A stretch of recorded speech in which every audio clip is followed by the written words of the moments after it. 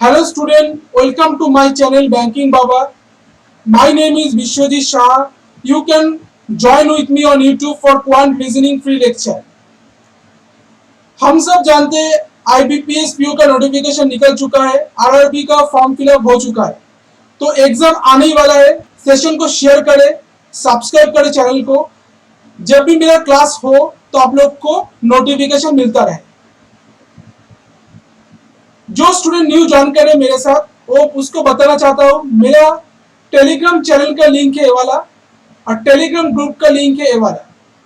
इधर daily quiz होता है 20 क्वेश्चन का, मैथ रीजनिंग जीके का, तो आप लोग टेलीग्राम ग्रुप में ज्वाइन हो सकते हो।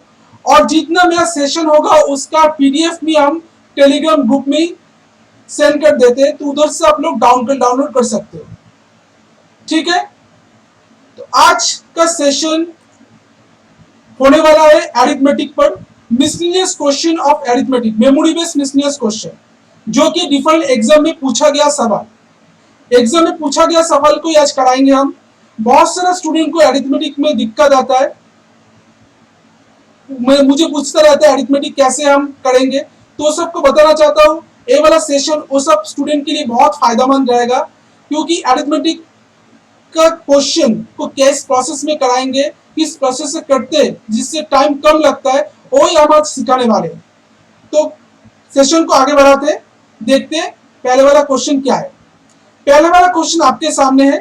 क्वेश्चन इंग्लिश में रहेगा, हम उसको हिंदी में बता देंगे, तो कोई किसी को दिक्कत नहीं रहेगा। क्वेश्चन रहेगा इंग्लिश में, हम उसको इंग्लिश हिंदी में बता देंगे, तो आप लोग को समझ में आ जाएगा। A can do a work in 36 days. बोला है ए कोई काम को 36 डे में करता है, while B can do the same work in 48 days. B कोई काम को 48 डे में करता है। If A work for X days, अगर A X डे में कोई काम को करता है, A X डे करता है कोई काम को, and B work for X plus 2 day, B कोई काम को X plus 2 डे करता है, तो X plus 2 डे तक करता है, then 1/3 of the work is complete. Then क्या होगा, टोटल वर्क का 1/3 वर्क कंप्लीट हो जाएगा। Find the value of x, x का वैल्यू पूछा है। फिर हम बोल देते हैं ए कोई काम को करता है 36 डे में, 36 डे में वो कोई काम को कंप्लीट करता है। बी कोई काम को 48 डे में कंप्लीट करता है। तो ए कितना दिन काम किया, बोला ए काम किया एक्स दिन काम किया। बी की काम किया कितना दिन, एक्स प्लस 2 डे। तो टोटल वर्क का वो कितना कंप्लीट कर सकता है, एक्स प्लस 1/3 टोटल वर्क का वो 1/3 कंप्लीट होगा। अगर ए एक्स दिन किया कोई काम को, बी कोई काम को एक्स प्लस 2 दिन किया, तो टोटल वर्क का 1/3 कंप्लीट होगा। Find the value of x, x का वैल्यू क्या है। अब देखो ए कोई काम को कितना दिन में करता है, 36 डे में। बी कोई काम को कितना दिन में करेगा, बोला है 48 डे में, तो डे है। तो टोटल वर्क क्या है, टोटल वर्क इसका एलसीएम होगा। तो टोटल वर्क क्या होगा, इसका एलसीएम। तो 36 और 48 का एलसीएम क्या होता है, 144। तो इधर से हमको एफिशिएंसी मिल जाएगा, एफिशिएंसी मिल जाएगा। एफिशिएंसी कैसे निकालते हैं, एफिशिएंसी निकालते total work by days. Total work कितना है, 144। ए को कितना टाइम लग रहा है, 36, तो ए का एफिशिएंसी क्या है, 4। अगर 144 को 36 से डिवाइड कर दे तो आंसर क्या निकलेगा, 4। टोटल वर्क क्या है, 144। बी का टाइम कितना लगता है, 48, तो बी का एफिशिएंसी क्या है, 3। ठीक है, एफिशिएंसी निकल के, ए का एफिशिएंसी है 4, बी का एफिशिएंसी है 3। अब क्या बोला है, A if A work for X days, A कितना दिन काम किया, एक्स डेज, तो ए एफिशिएंसी इनटू डे कितना, डे क्या होता है, टोटल वर्क होता है। तो ए का एफिशिएंसी है 4, ए काम किया एक्स डे, तो ए का टोटल वर्क कितना होगा, 4x। बी का एफिशिएंसी है 3, बी काम किया कितना दिन, x प्लस 2, तो बी का टोटल वर्क कितना होगा, 3x प्लस 6। अब दोनों मिलकर कितना काम किया है, दोनों माल मिलकर काम किया है टोटल वर्क का 1/3, तो दोनों मिलकर अगर काम किया है 4x plus 3x plus 6 equals to total work कितना है 144, 144 का 1/3 अगर करेंगे तो कितना आएगा 48 आ जाएगा। तो 4x plus 3x 7x 48 minus 6 करेंगे तो 6 उधर जाएगा तो माइनस हो जाएगा 42, तो x का वैल्यू क्या आ जाएगा 6। तो एक कितना दिन में काम को कंप्लीट किया 6 डे में, आंसर आ जाएगा 6। आई थिंक क्लियर है सबको। एक बार फिर बता दे रहा हूं, ए कोई काम को तो करता है 36 डे में कंप्लीट करता है, 36 डे में काम को कंप्लीट करता है। बी कोई काम को कंप्लीट करता है 48 डे में, तो टोटल वर्क क्या होगा 36 और 48 के एलसीएम आ जाएगा, तो एलसीएम क्या निकलेगा 144।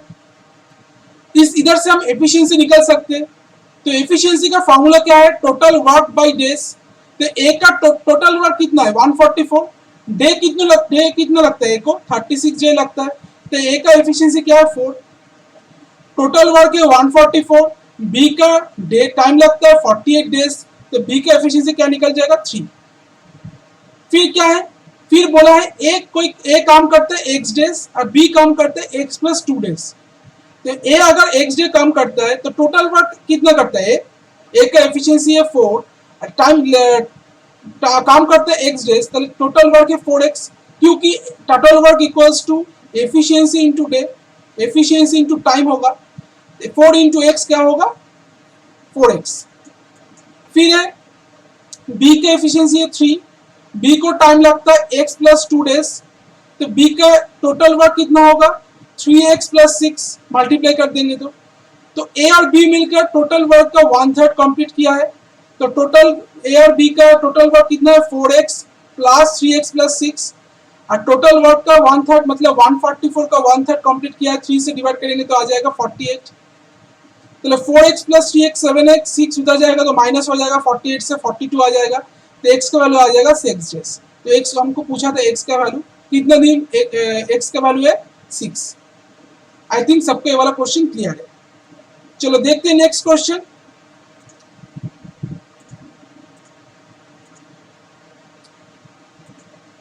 देखो ये वाला क्वेश्चन प्रॉफिट एंड लॉस का क्वेश्चन है।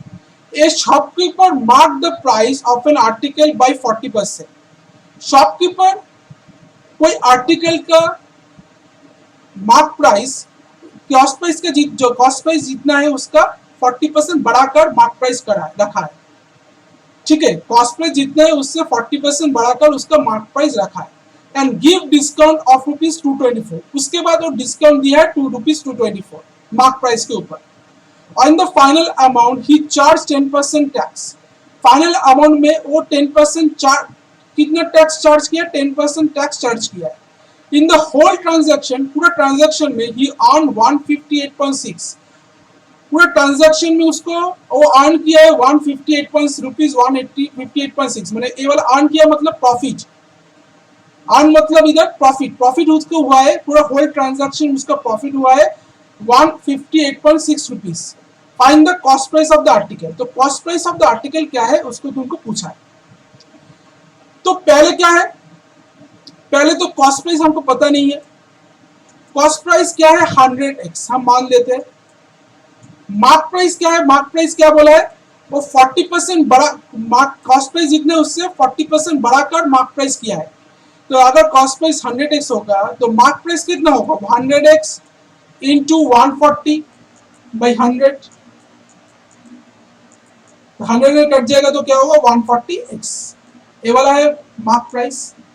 सेलिंग प्राइस क्या है कितना है, सेलिंग प्राइस मार्क प्राइस से अगर डिस्काउंट को माइनस कर देंगे तो सेलिंग प्राइस निकल जाएगा।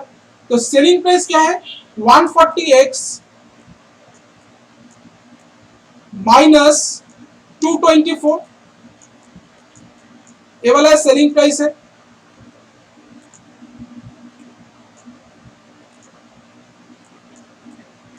-140x -224।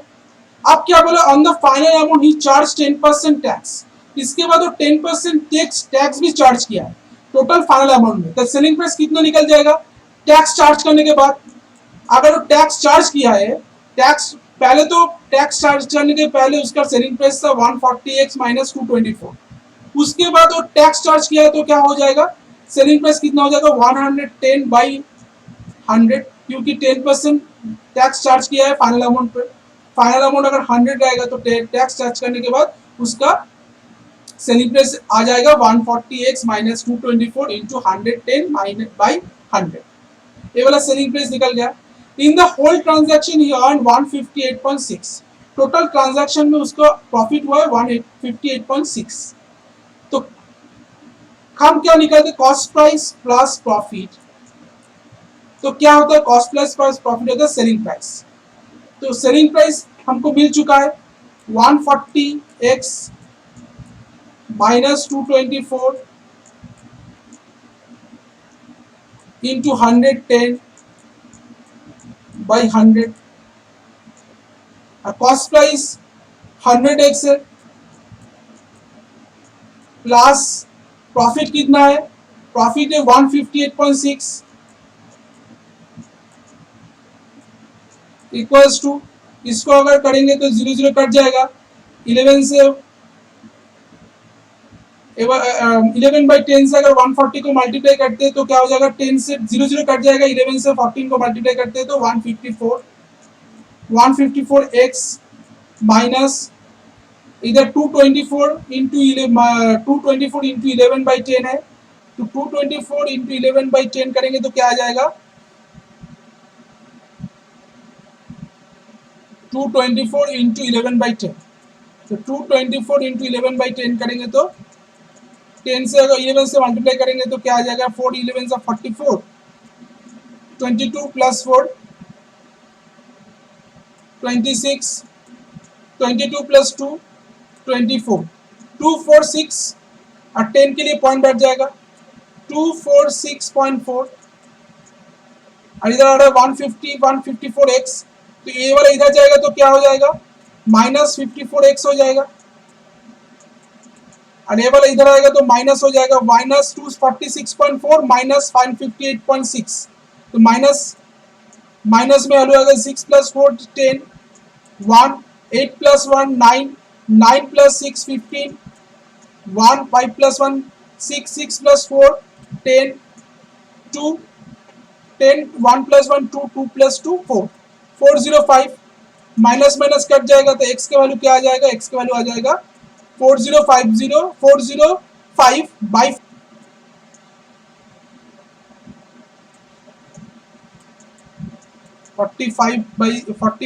3 से डिवाइड करेंगे 45/6 आ रहा है, 3 से 3 2 से 6, 3 से डिवाइड करेंगे 3 15 से 45, 15/2, तो कॉस्ट प्राइस क्या निकल जाएगा, कॉस्ट प्राइस होगा 100 इंटू 15/2, 2 से डिवाइड करेंगे तो 50, 5 15 से 750 आंसर आ जाएगा, तो कॉस्ट प्राइस होगा 750। आई थिंक सबको क्लियर है। कॉस्ट प्राइस है 100x, मार्क प्राइस है क्या है 40% बढ़ाकर मार्क प्राइस होगा, कॉस्ट प्राइस जितना है उससे 40% ज्यादा होगा मार्क प्राइस, तो 100x इंटू 140/100 करेंगे तो मार्क प्राइस निकल जाएगा 140x। इसके बाद बोला है सेलिंग प्राइस क्या होगा, मार्क प्राइस से हम डिस्काउंट माइनस कर देंगे तो सेलिंग प्राइस निकल जाएगा, तो 140x माइनस 224, तो इसके बाद बोला है वो 10% टैक्स चार्ज किया है, 10% टैक्स चार्ज करने के बाद उसका सेलिंग प्राइस कितना हुआ 140x माइनस 224 इंटू 110/100, ठीक है। अब क्या है, अब बोला है हम जानते हैं cost price plus profit equals to selling price, तो कॉस्ट प्राइस कितना है 100x, प्रॉफिट कितना है 158.6, अब सेलिंग प्राइस कितना है 140x माइनस 224 इंटू 110/100, तो इसको अगर कैलकुलेट करेंगे तो क्या आ जाएगा 154x माइनस 246.4, 154x उधर जाएगा तो क्या हो जाएगा माइनस होकर माइनस 54x रहेगा, और 158.6 अगर इधर लेकर आएंगे तो क्या आ जाएगा माइनस माइनस में माइनस होगा और वैल्यू प्लस हो जाएगा तो आएगा 405, तो x का वैल्यू आ रहा है 405/54, उसको रिड्यूस करने के बाद 15/2। तो हमको पूछा है कॉस्ट प्राइस क्या था 100x, तो कॉस्ट प्राइस 100x होगा तो क्या होगा 100 इंटू 15/2 करेंगे तो 2 से 100 को डिवाइड करेंगे 50, 50 इंटू 15 750, तो टोटल कॉस्ट प्राइस कितना निकल गया 750, ये वाला अमाउंट है। ठीक है, आंसर होगा 750। आई थिंक ये वाला क्वेश्चन सबको क्लियर है। ठीक है, चलो देखते नेक्स्ट वाला क्वेश्चन देखते हैं।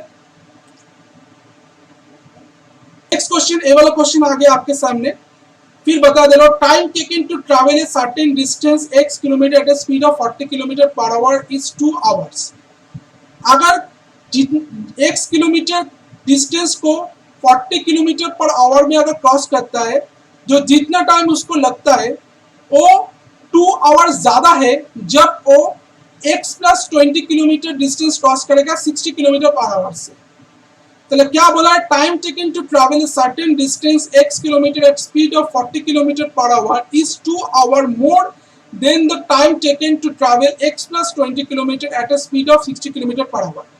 Find the time taken to travel x plus 40 kilometre at the speed of 40 kilometre पर आवर। अब क्या पूछा है, अगर वो x प्लस 40 किलोमीटर डिस्टेंस को 40 किलोमीटर पर आवर से क्रॉस करता है तो उसको कितना टाइम लगता है। ठीक है, तो x किलोमीटर डिस्टेंस को क्रॉस कर रहा है, x किलोमीटर डिस्टेंस को क्रॉस कर रहा है कितने टाइम में, कितने उसका स्पीड क्या है 40 किलोमीटर पर आवर। तो हम जानते हैं क्या टाइम का फॉर्मूला क्या है डिस्टेंस बाय स्पीड, तो डिस्टेंस है x, स्पीड है 40 minus x plus 20 by 60 equals to 2। क्योंकि x किलोमीटर को अगर 40 किलोमीटर पर आवर से क्रॉस करने में जितना टाइम लगता है वो 2 आवर ज्यादा है जब x प्लस 20 किलोमीटर डिस्टेंस को 60 किलोमीटर पर आवर से क्रॉस करेगा। तो इधर से हमको x का वैल्यू निकल जाएगा 40 और 60 का एलसीएम क्या है 120, तो 3x आएगा इधर और इधर आ जाएगा 2x माइनस 40 इक्वल्स टू 2, तो 3x minus 2x x equals to 240 और ए वाला माइनस 40 तो उधर जाएगा तो प्लस 40 हो जाएगा, तो x का वैल्यू आ जा रहा है 280। अब बोला क्या गया है अगर वो x plus 40 kilometre distance 40 kilometre per hour से क्रॉस करता है तो उसको कितना टाइम लगता है। अभी x प्लस 40 का वैल्यू क्या है 280 प्लस 40 जो कि है 320, तो 320 किलोमीटर को कितना उसका स्पीड है कितना 40 किलोमीटर पर आवर से क्रॉस कर रहा है, तो उसका टाइम कितना लगेगा 8 आवर्स, उसको टाइम लगेगा 8 आवर्स, आंसर होगा 8। ठीक है, इजी क्वेश्चन था, एग्जाम में पूछा गया क्वेश्चन। नेक्स्ट क्वेश्चन देखते हैं इसके बाद। आई थिंक ये वाला क्वेश्चन सबको समझ में आ गया। ये वाला क्वेश्चन क्या पूछा गया है the sum invested in scheme B is twice the sum invested in scheme A. तो स्कीम ए में जितना सम इन्वेस्ट किया गया है उस स्कीम ए में जितना सम इन्वेस्ट किया गया था उसका 2 गुना है। मतलब इधर अगर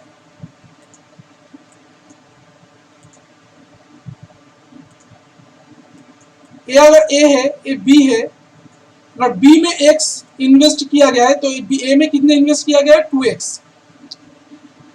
investment in scheme A is made for 3 years, 3 years के लिए इन्वेस्टमेंट अमाउंट क्या है 2x, टाइम कितना है 3 इयर्स और रेट कितना है 8% और सिंपल इंटरेस्ट बोला गया है। एंड स्कीम बी पर टाइम कितना दिया गया है 2 इयर्स और रेट कितना है 9% और सिंपल इंटरेस्ट पर। The total interest earn from both the scheme is 1800। तो दोनों स्कीम मिलाकर कितना इंटरेस्ट अर्न हुआ है 1800। How much was invested in scheme A, तो कितना सम वो ए में इन्वेस्ट किया गया था। तो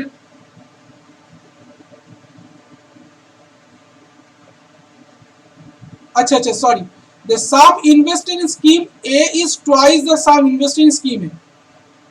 तो ए वाला होगा x, ए वाला आएगा 2x, क्योंकि बोला गया है स्कीम ए में जितना सम इन्वेस्ट किया गया है स्कीम बी में उसका 2 गुना सम इन्वेस्ट किया गया है। तो स्कीम ए में अगर x होगा तो स्कीम बी में कितना होगा 2x। ठीक है, पहले वाला हम उलट, पहले वाला गलत हो गया था, पहले वाला हम कर दिए थे 2x ए में और x किया गया था बी में, वो वाला नहीं होगा। इधर बोला गया है the sum investment in scheme B is twice the sum invested in scheme A. मतलब ए में जितना सम इन्वेस्ट किया गया है उसका 2 गुना सम इन्वेस्ट किया गया है स्कीम बी पर। तो सिंपल इंटरेस्ट का फॉर्मूला सबको पता है, P into R into T, P into R into T by 100। तो ए का इंटरेस्ट कितना होगा x plus 3x into 3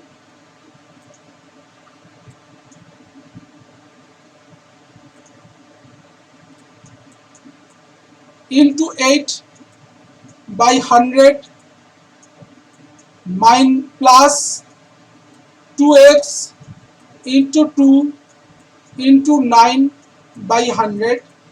total interest क्या है 1800। तो इधर एलसीएम आ जाएगा 100, 3x 24x plus 9 2 18, 18 2 36x equals to 1800। तो 36 प्लस 24 कितना आ जाएगा 60x और 1800 इधर 00 मल्टीप्लाई हो जाएगा, 0 से 0 काट देंगे तो 6 से आ जाएगा 3000। x के वैल्यू आ जाएगा 3000। तो कि ए कितना सम इन्वेस्ट किया था, ए इन्वेस्ट किया था 3000 रुपीज। तो आंसर आ जाएगा सी। ठीक है, किसी को प्रॉब्लम नहीं वाला क्वेश्चन में, बहुत अच्छा क्वेश्चन था, एग्जाम में आया हुआ क्वेश्चन। जिसको डाउट है वाला लेक्चर तो फिर सुने तो आप लोग को समझ में आ जाएगा। नेक्स्ट क्वेश्चन देखते हैं।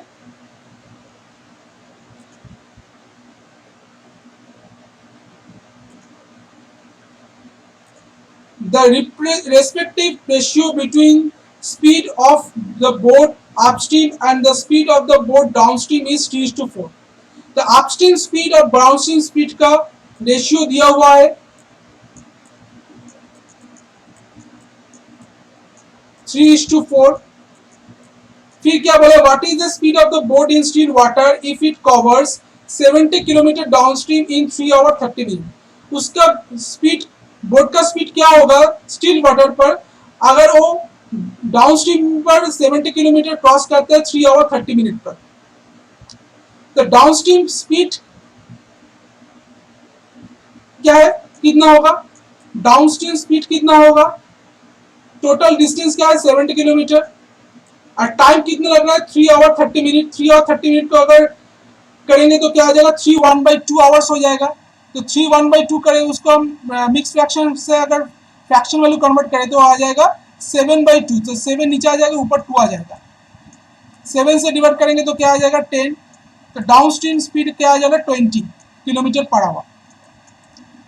तो डाउनस्ट्रीम स्पीड क्या बोला था, अपस्ट्रीम स्पीड का रेशियो क्या बोला था 3:4। तो इधर से हमको अपस्ट्रीम स्पीड का रेशियो स्पीड मिल जाएगा 20 इंटू 3/4। तो 4 से डिवाइड करेंगे तो 5, 3 5 15। 15 किलोमीटर पर आवर क्या है अपस्ट्रीम स्पीड है और डाउनस्ट्रीम स्पीड कितना है 20 किलोमीटर पर आवर। तो डाउनस्ट्रीम स्पीड में क्या होता है, बोट प्लस करंट का स्पीड ऐड हो जाता है।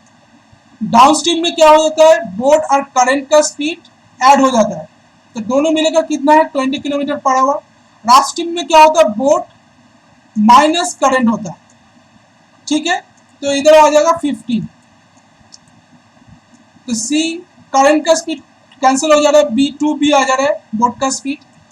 तो 20 प्लस 40 15 क्या हो जाएगा 45, सॉरी 35। तो B कितना होगा, B का वैल्यू आ जाएगा 35/2 17.5। ठीक है, 17.5 आ जाएगा आंसर।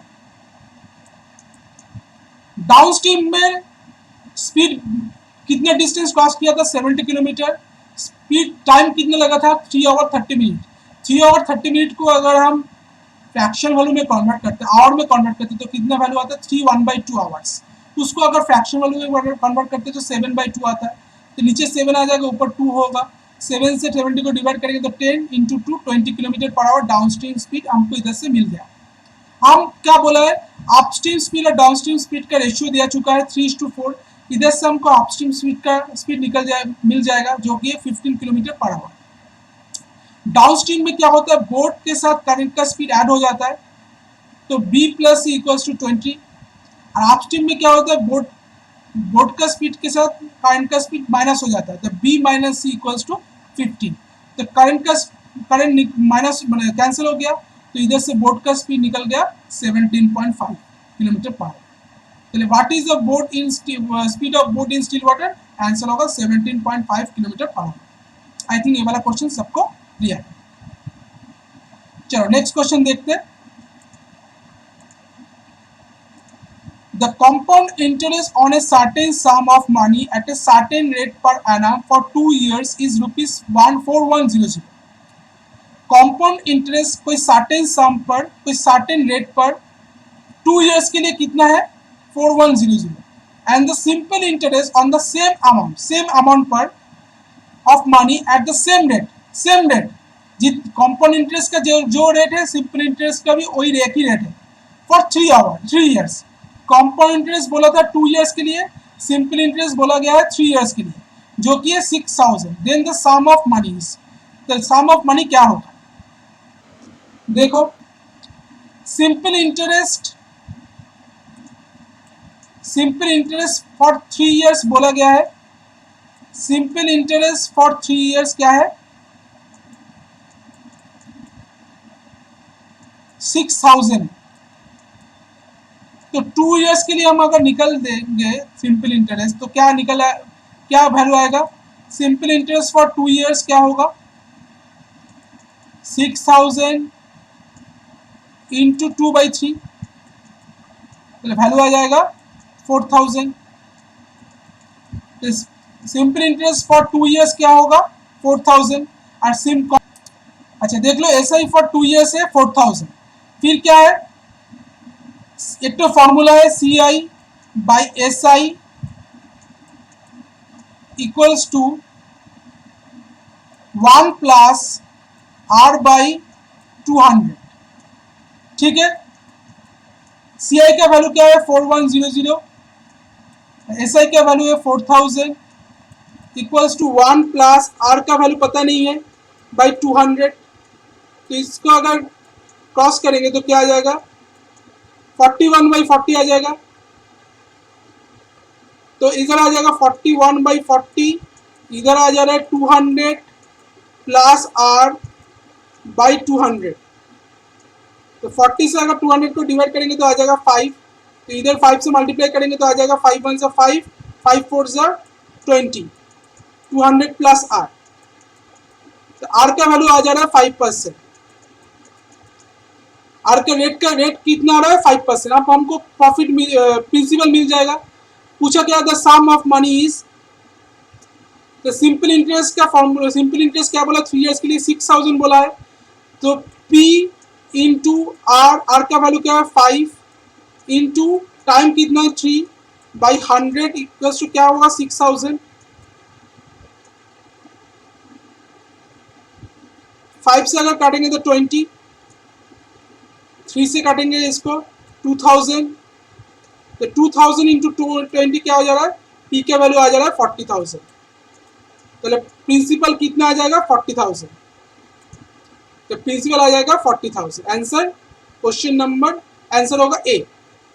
देखो ए वाला सवाल को देखो, 1 litre of milk is taken out and replace with water. 1 litre milk को लिया गया है, उसके बदले में वाटर उधर ढाला गया है। उसको रिप्लेस किया गया है किससे, अच्छा देखो 1 litre of milk is taken out, 1 litre milk उठाने के बाद उधर उसको रिप्लेस किया गया है वाटर से from a container having 240 litre of milk.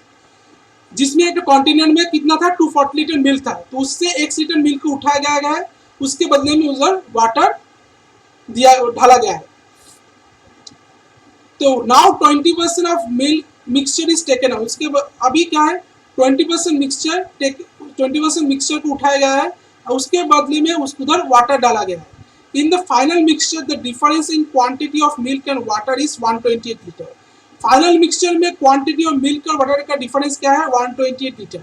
अब पूछा गया है find the value of x, कितना मिल्क पहले उठाया गया था। तो मिल्क पहले कितना था, मिल्क पहले था 240, उधर से 1 लीटर को उठाया गया है, बदले में 1 लीटर वाटर उधर ढाला गया है। तो अभी क्वांटिटी मिल्क का क्वांटिटी कितना है 240 माइनस एक्स,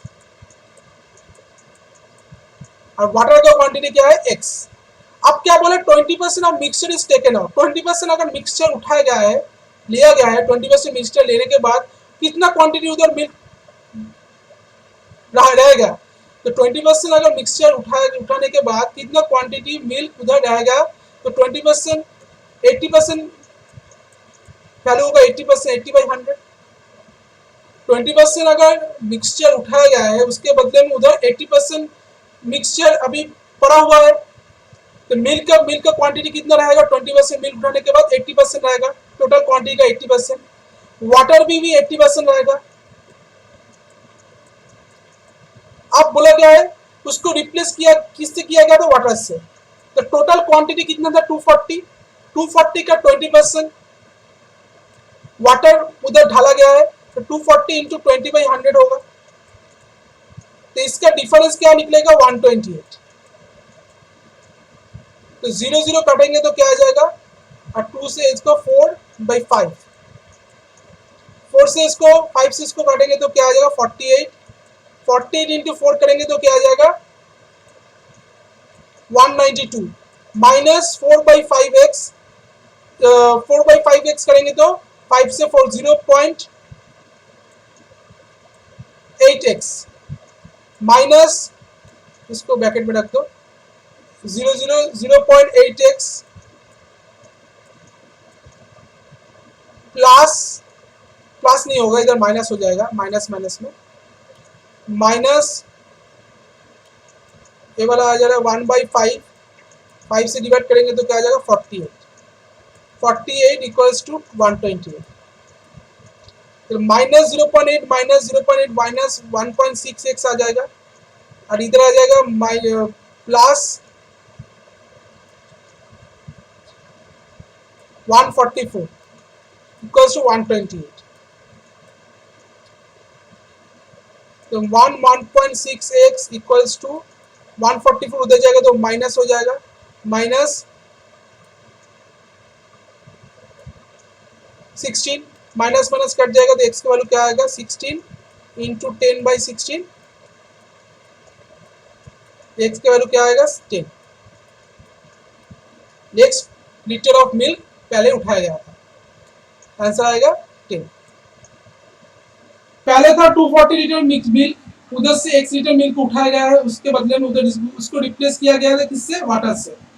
उसके बाद क्या किया, फिर मिक्सचर को उठाया गया, 20% मिक्सचर को उठाया गया है। अगर मिल्क 20% मिल्क से अगर 240 आगे 1 लीटर मिल्क उठाने के बाद टोटल क्वांटिटी ऑफ मिल्क कितना रहा 240 माइनस 6, उस उधर से अगर 20% मिल्क को उठाया गया है तो उसके तो कितना मिल्क अभी बचा रहा, रिमेनिंग मिल्क कितना है, रिमेनिंग क्वांटिटी ऑफ मिल्क कितना रहेगा 80% ऑफ टोटल कितना बचा था 80% ऑफ 240 माइनस 6।